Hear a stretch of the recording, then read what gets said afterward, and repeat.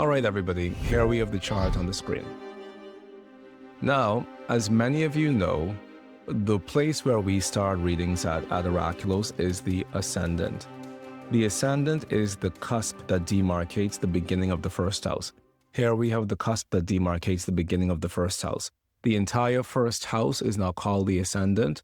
The first house is called the first house, but this cusp is called the Ascendant. The beginning of the first house is called the Ascendant. So this person has 23 degrees Leo, 34 minutes rising. We don't read the sign on the cusp of the Ascendant, but rather we use that as the basis of pointing us in the direction of the planet that is ruling the cusp of the Ascendant, which is the Sun. Now, there are certain signs of the zodiac that have a certain relationship with the planets that rule those signs that makes them almost identical in description. For example, the Sun only has one sign that it is the domicile ruler of, and that's Leo. Therefore, our description of the Sun is synonymous with your textbook description of Leo. And the reason for that is because the Sun only has one sign through which he expresses himself.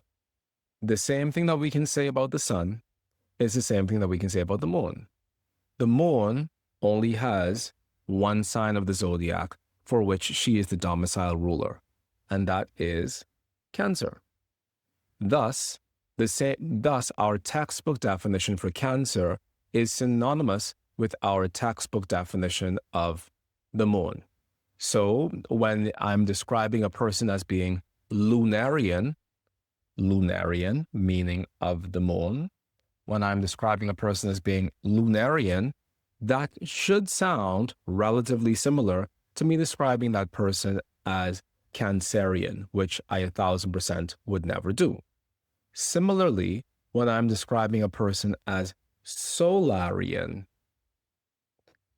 meaning of the sun, that should sound like the exact same thing my textbooks have taught me it means for a person to be a Leo, which once again, I would never do because I would never refer to somebody as being a Leo. Oh, you're a Leo. Therefore, I would refer to that person through the planet that is ruling that sign, which is the sun. So that is just the first starting point. Now, I think just on this note of letting you know other places where this also applies. This applies for the sun. This also applies for the moon. This also is going to apply for, let's just go through the planets. This is going to apply to the relationship between Saturn and Capricorn. Very often when we're describing Saturn, we're describing Capricorn to a very large degree, and vice versa. When we read the textbook definition of the Capricorn, we're oftentimes reading a parallel description of Saturn at the same time because they share that similarity. What the books write about Capricorn is really what the books have always written about Saturn, is what I'm trying to say. Another place in the zodiac where this applies is the relationship between Mercury and Gemini. Mercury and Gemini. And this has more to do with the nature of the planets and the natures of the signs. So for example, even though Saturn is a masculine sign of the zodiac, Saturn is more synonymous with Capricorn, which is a feminine sign. Even though Saturn is a masculine planet, his nature is more akin to Capricorn because Saturn is cold and dry. Capricorn is an earth sign, so it is cold and dry, whereas Aquarius, the other domicile of Saturn, is hot and wet. Leo, for example. Leo and Solarian will give you the same information. Gemini and Mercurian or Mercurial will give you the same information. Not Mercury and Virgo, but the Gemini and the Mercury will give you the same information. Moon and Cancer does the same thing. Saturn and Capricorn does the same thing. Another place where we find this is going to be the relationship between Jupiter and Sagittarius. To a very large degree, is going to do the same thing. Jupiter is a masculine planet. Sagittarius is Jupiter's masculine domicile, Those are places where they are in agreement with each other. Another place where we see this is the relationship between Mars and Aries. Here we have Mars. Mars and Aries also has this similar thing where the same thing the textbook says about the Mars is this, or rather the same thing the textbook says about Aries is essentially the same thing all of our traditional textbooks have always said about Mars. Not Scorpio, but the Mars and the Aries connection. Okay? And Saturn, Jupiter, Mars, Sun, Venus.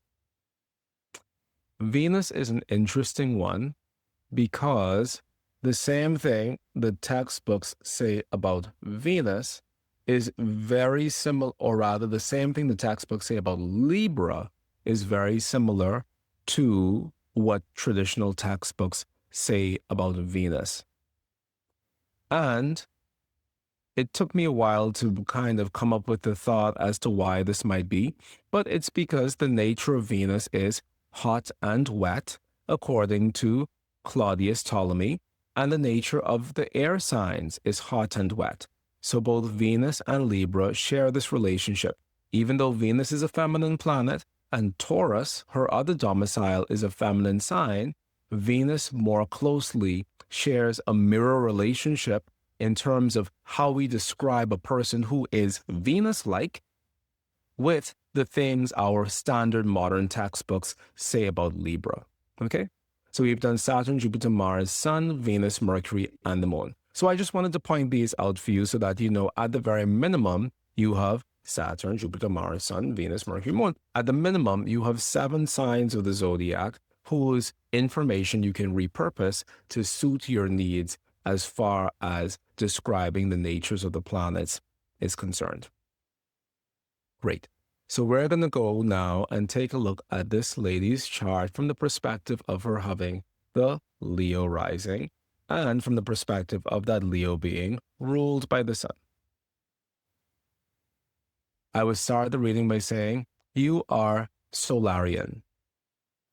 Being Solarian can denote that, and before I say that, I do general, negative, positive.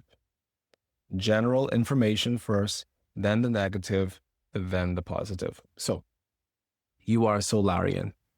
Generally, being Solarian tends to give you a big, bright personality.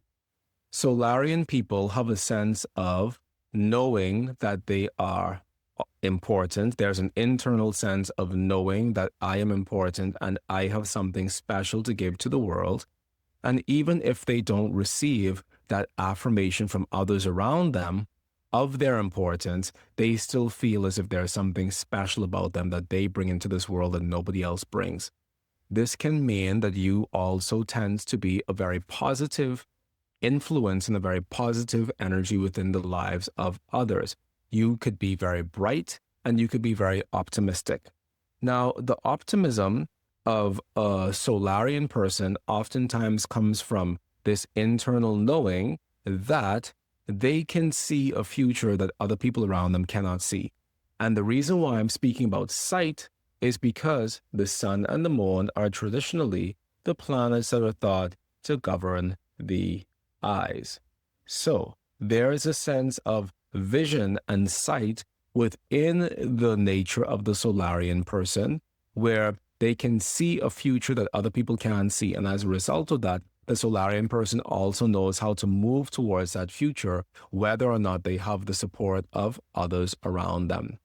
Being Solarian can also denote that in general, you have a sense of inexhaustible energy within you to fuel your ambitions, your goals, and your aspirations.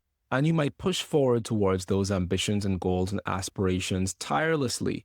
In the process of doing that, you can inspire other people around you to also do the same.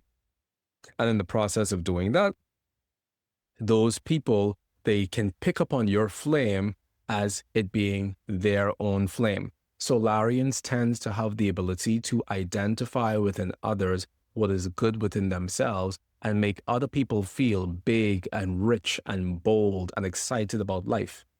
And the reason for this is because just as the sun allows us to see what makes us all unique and individual within the world around us, the sun astrologically, represented through this lady, probably also gives her the gift of being able to identify what is unique and special of the people around her. And as a result of that, people can come to her as a source of positive reinforcement of their own self-image and of their own self-worth, because the Solarian person can sometimes see a hero within you when you don't even see a hero within yourself. So these are things that we say about Solarian people in general. Now, negatively, since the sun is representing the electromagnetic heart of our universe, one of the problems with a person being Solarian is that they can also find themselves in a situation where they are constantly in the process of doing, or they're constantly in the process of becoming. They're always becoming something, which means that they're never really taking time to just settle into one state of being.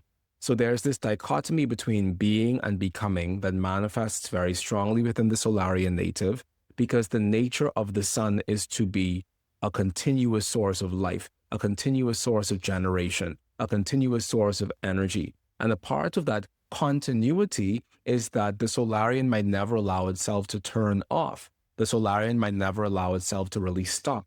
The Solarian might never, you may not really ever allow yourself to take pause and to sit back and be in a state of reflection, or just be in a state of contentment, because there's always a sense of extending myself centrifugally out from my center into the world around me.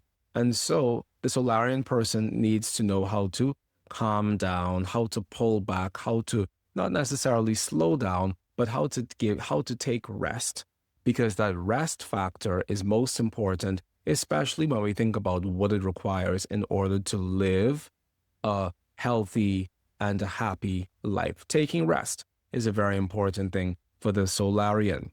Now, positively, this means that the Solarian person is more than likely going to be a person who gets the job done, because the Solarian person isn't going to allow themselves to rest until they know that they have fulfilled whatever they feel their promise or their destiny is to the world at large. So there's a very real sense of a strong work ethic within the Solarian person that causes them to keep on keeping on, regardless of indications around them that they should slow down. And while that might be ultimately unhealthy for them, because it's unhealthy to keep on going and never resting, it still is something that gives them the ability to show up robustly in the world and pursue their goals and their actions and their ambitions in a way that is big and bold and expansive, and that's deeply connected to the heart of who they know themselves to be.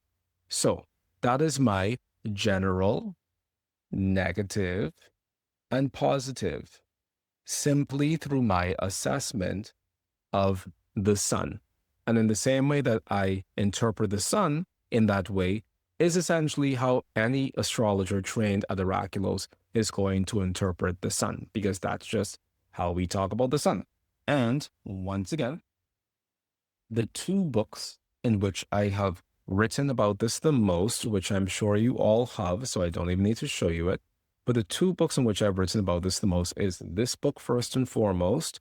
In Mastering Traditional Astrology, there is a section specifically dedicated to speaking about the natures of the planet. So if you don't have this book yet, please get it, because there is a section that goes into the nature of the planets in the exact way that I've just gone into it.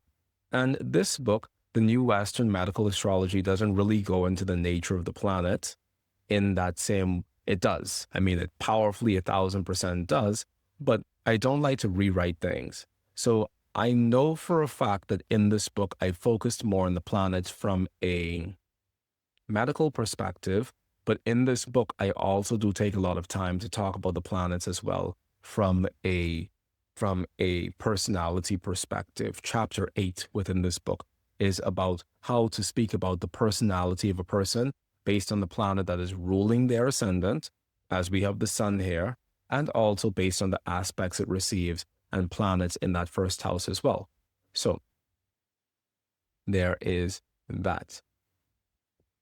Now that we've spoken about the ruler of the ascendant based on the general negative and positive elements of that planet, general, negative, and positive.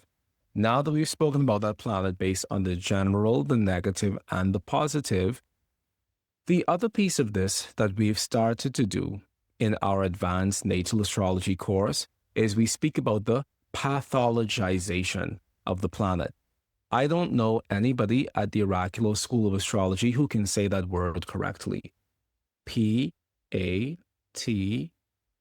pathologization.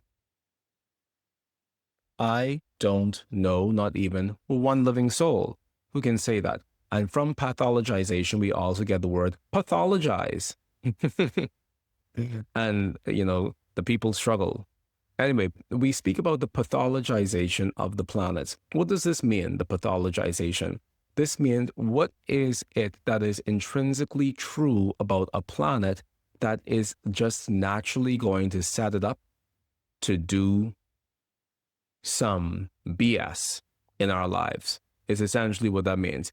Pathologization means what is it that is just naturally inbuilt in who I am as a person that is already setting me up to live my life in a state of imbalance.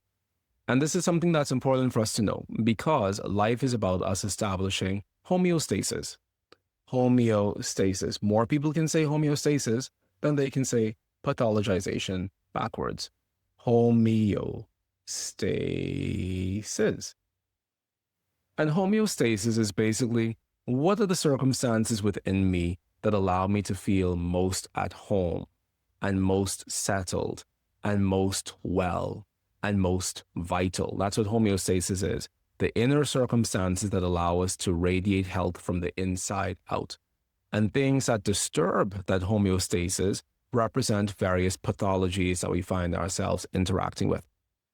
So, homeostasis is what we're meant to live in. However, from the moment that you're born, you're already born with certain tendencies that lean into a direction that, while being a solar person, may not be a problem within itself, that overleaning into the identity of the solarity, that overleaning into that solar piece is where it becomes a problem, because anything done in excess essentially becomes a problem. So here we have the sun at 4 degrees of Scorpio, 28 minutes. And what I would speak about regarding the pathologization of the planet, of the sun, is the centrifugal nature. Centrifugal nature or tendency of the sun. The sun and Mars both have a centrifugal nature. What that means is they expel energy. So if this is the sun expels energy from the center out. Centrifugal action is a spiraling outward, whereas centripetal action, like Saturn, is a spiraling inward. So the sun and Mars, as these hot and fiery planets, tend to burn a lot of energy. And as a result of that, they tend to burn themselves out. And so this is the major pathological effect of being Solarian. This tendency towards not knowing when to stop, not knowing when to lay down your arms, not knowing when to take a break, not knowing when to slow down, essentially. Because these things represent just an inbuilt characteristic of the sun.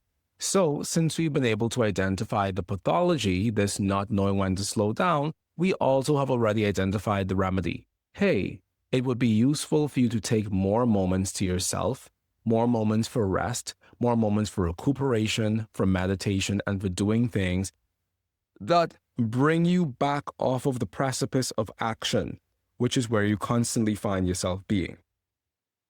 That is my complete treatment of the sun.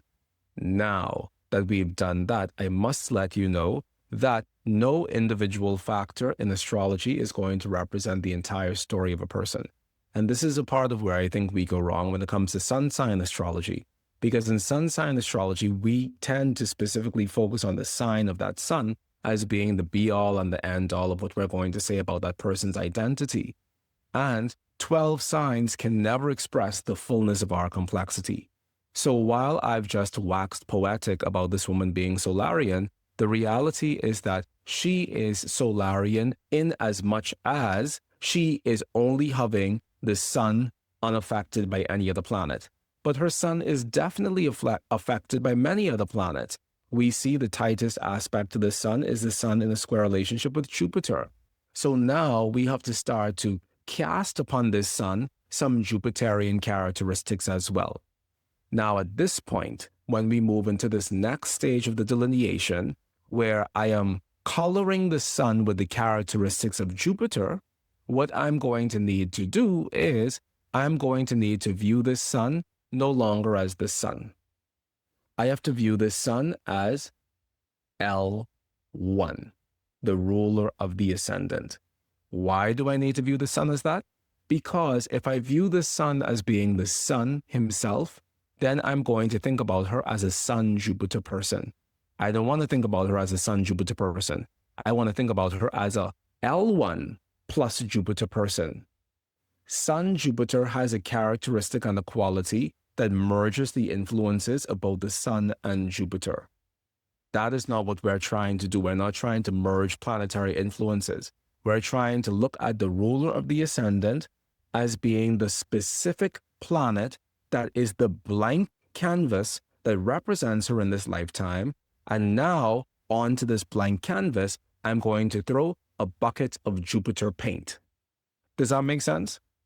So if we backtrack and take a look at what we've done thus far, what we've done is we've described the sun as an entity, individualized and in radiant expression. Now that we've defined and described the sun as an entity, we are going to step away from thinking about this sun as being solar, and we're now going to focus specifically on thinking about the sun as being a blank canvas. I'm going to even erase the sun. I'm going to erase this whole thing, and we're going to call this BC. BC. So we have BC, blank canvas in a square relationship with Jupiter. What happens when my BC, when my blank canvas becomes in a square relationship with Jupiter? I now can talk about her as being a Jupiterian person. So, on everything that I have said earlier, I can now say the native tends to be optimistic, broad-minded, somebody who is very action-oriented within the world. And a lot of the things that we say about Jupiter often sound very synonymous with the things that we say about the sun. The sun and Jupiter tend to have that sort of effect. Therefore, it doesn't really matter if I delete the sun or not, because in this case, the sun and Jupiter tend to represent very similar characteristics and qualities. So, the Jupiter says that the native is optimistic. She tends towards seeing the glass half full as opposed to half empty. She never really stays down and out for too long within this lifetime, because as soon as the ball drops, even if it doesn't drop in the direction that she wants it to drop, she knows how to reel and come again, and she knows how to turn things around to her benefit. She knows how to get back up one more time. This is just something that's built into her nature. She cannot allow herself to stay down for very long because she knows that that's just not within her nature. She wants to live. She wants to thrive. She wants to be excited by life. She's also a very pleasant person to be around. She's probably a person who has a very larger than life sort of laugh, because she loves the thought of enjoying this world to its fullness, because that's a part of what Jupiter is meant to do. The reason why Jupiter comes after Saturn in the Chaldean order which we know is Saturn, Jupiter, Mars, Sun, Venus, Mercury, and then the Moon. The reason why Jupiter comes directly after Saturn in the Chaldean order is because Saturn is meant to give us the rules and the law and our duties on this land. But Jupiter is meant to open up some of that tight, earthly restrictiveness of Saturn and give us more possibilities even while we dwell within this skin. So the Jupiter-Saturn relationship says that Saturn says, look, you're going to be here until the day that you die, no matter what. And the Jupiter says, okay, I'm going to be here until the day that I die, but at least I can create some form of philosophy around my being here so that I don't necessarily feel stuck here, or so that I don't necessarily feel that here is such a prison. At the very minimum, I can try to create a sense of spaciousness, as much spaciousness as possible while I'm caught within this mortal coil, because if I don't create that spaciousness, then I'm going to fundamentally feel stuck and trapped and imprisoned. So the Jupiter comes in to relieve some of that Saturnian burden from our shoulders. And this is something that she probably finds herself able to do very well as well. Now, the problem with Jupiter is that Jupiter tends to overpromise itself to everybody at all times, all the time. And so she may need to reel in on this overpromising tendency, because the tendency towards overpromising could also have her caught in a spiral of never knowing when to slow down, never knowing when to take rest, never knowing when to let some stuff go, is essentially what I would say about that. So that is the Sun by itself, and this is the blank canvas of the ruler of the Ascendant plus the Jupiter. Now I look around for other aspects to that Sun, and I see that the Sun is also having a conjunction with the Venus, or a bodily conjunction with the Venus. So we would say that the native has Venus conjunct the Sun. Now, Venus conjunct the Sun, or Venus conjunct L1, says to us that the native is loving, kind, beautiful. She lives her life as a work of art. She loves beauty. She loves things that make her feel more feminine. She loves things that express a sense of order, but not just order, but also design. She is somebody who enjoys a sense of both order and design within her world, because these things just allow her to bring out the part of her that is creative. Even if she's not overtly artistic, they allow her to bring out the part of herself that is intrinsically creative. So this is the Venusian piece of this.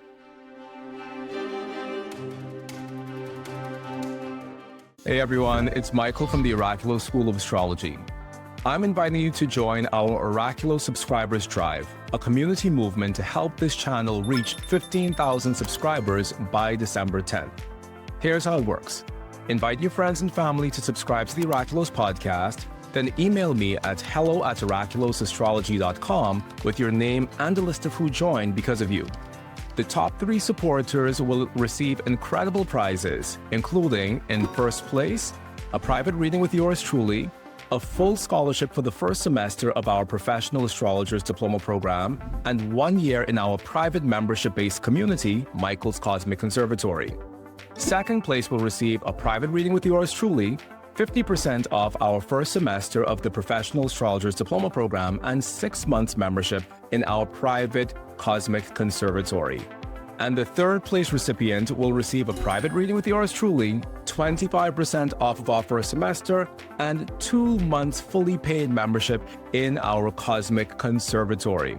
The drive is going to run from November 10th through December 10th. So, if you love what we do here at the Oraculos School of Astrology, then help us share the channel and help us reach 15,000 souls so that we can spread the light and love that we have for astrology together.